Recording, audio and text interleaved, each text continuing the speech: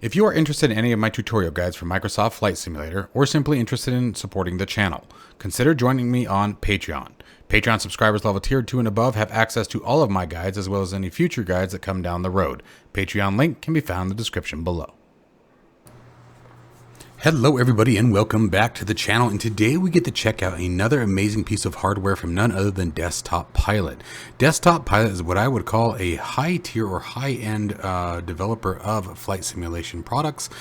And they definitely are more along the lines of more into the authentic realm of things. So more of a design that you would use for a real world cockpit build, something that you are trying to mock up as close to the real aircraft as you can get to.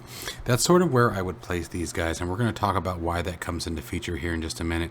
Don't mind that plastic that was already off the throttle. I was already starting to unwrap it and I thought I was recording and I was not. So I had to stop and essentially start again.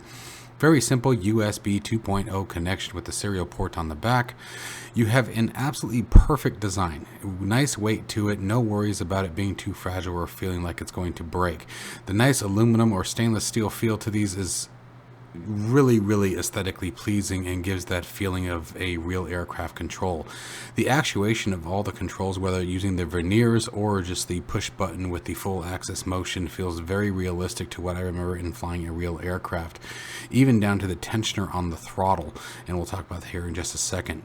The tensioner on the throttle works all the way to the locking point, so you can actually lock the throttle into a full position, release it to your liking. The tension obviously releases the more you turn it, the more the loose the throttle gets. You can see I sort of had to push pretty hard right there in order to get it to move. But if we were to go ahead and tighten that up, we can get it all the way to a locking position, as I will demonstrate here in just a minute. So there we are, tightening it up. The feeling of it feels, again, just like it would in the real aircraft. It's got a very nice solid metal to metal twist on it. Nothing feels plastic or cheapy when you're actuating the handles. Yes, they are 3D printed, as you guys can tell. That's not a big secret here, but there's a lot of work put into the design and functionality of these, which I really appreciate. Again, as I would say, Desktop Pilot is more for those who are looking to truly model the real aircraft, maybe create a mock-up of either a Cessna 172 or 152, or in this case, something like a 182, something that's got the TPM. We're going to be demonstrating later on its performance in the M20R Mooney, one of my favorite aircraft in Microsoft Flight Simulator. It's just a hot, powerful little aircraft. Now you can see for mounting solutions, you have sticky pads and Velcro. I'm not going to be using either one of those today, and you guys will find out in a week or two as to why. We are actually doing a full 3D print design using the Moza 210 force feedback yoke. Much like I showed in previous videos for those who saw it, we're going to be building a cradle around the Moza yoke and then have this entire configuration around it, and you guys will see we have quite a few more products to review, and then you'll see the completed base. So I'm just going to be using a standard clamp to hold this in place, but you guys will get an idea of that here in just a minute. As you can see, again, a very elegant, very aesthetically pleasing design, and it's going to work really well for what I'm looking to do with this. Now getting back into the simulator, here is that yellow clamp I was telling you about. Again, there is a very specific reason of what I'm going to be doing with this, so I don't want to have any kind of adhesive or sticky anything on it. Now what I do recommend is to those at Desktop Pilot is here on the sides, make like an L bracket that can either be screwed on using inserts or some sort of mounting system that where you can use just tiniest of C-clamps. You can get little silver C-clamps on Amazon. I think you can get about 10 of them for under $10. And you guys have to bear with the camera view. As you guys can see the camera as I was waving at you, it's very close to the unit here, so I'm sort of at a weird angle, so if it looks like I'm handling the throttle weird, it's just for you guys' benefit, not mine. But you guys can see here the response is absolutely perfect. Now you guys are going to get a better idea of this after we get through takeoff, as we'll be trimming down to 21 inches on the manifold pressure, 2300 RPMs, and then what I'm going to do is just do a very lazy mixture. We're going to pull the mixture back until the engine starts to run rough, bring it forward a little bit, and then give it about a quarter turn forward more of mixture. So probably running a little bit on the more on the rich side than the lean side, but we'll see what happens here as we get going.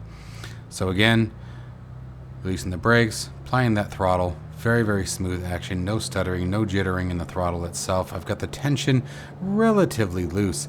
I like a more firmer grip on the throttle. I like to have to apply a little bit more heavy pressure than probably most do because I have a very heavy hand when it comes to these kind of things.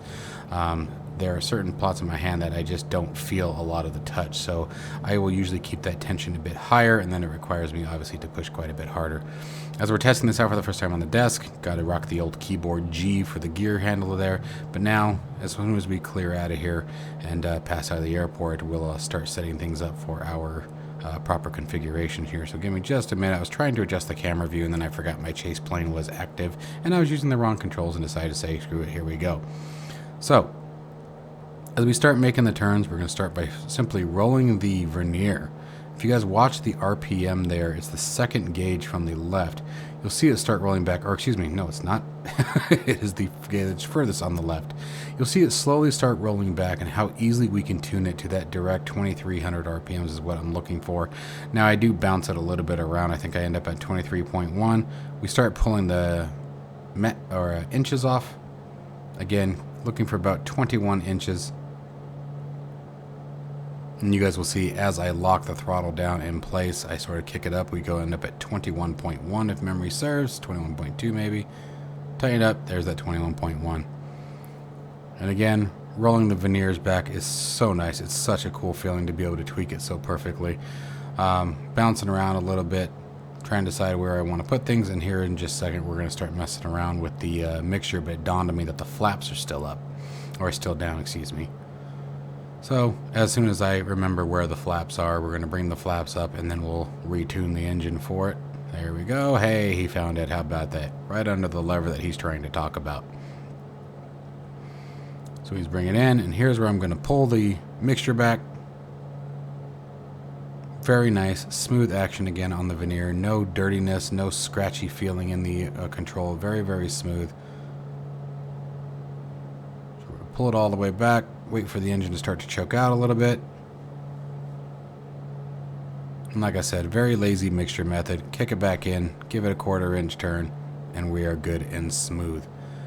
The overall performance of this throttle box is absolutely outstanding, and it gives you a very realistic feel. I will say that inside of virtual reality is where these things shine as well, because the tactile feel of them is so similar, as well as the positioning is so similar to the real aircraft.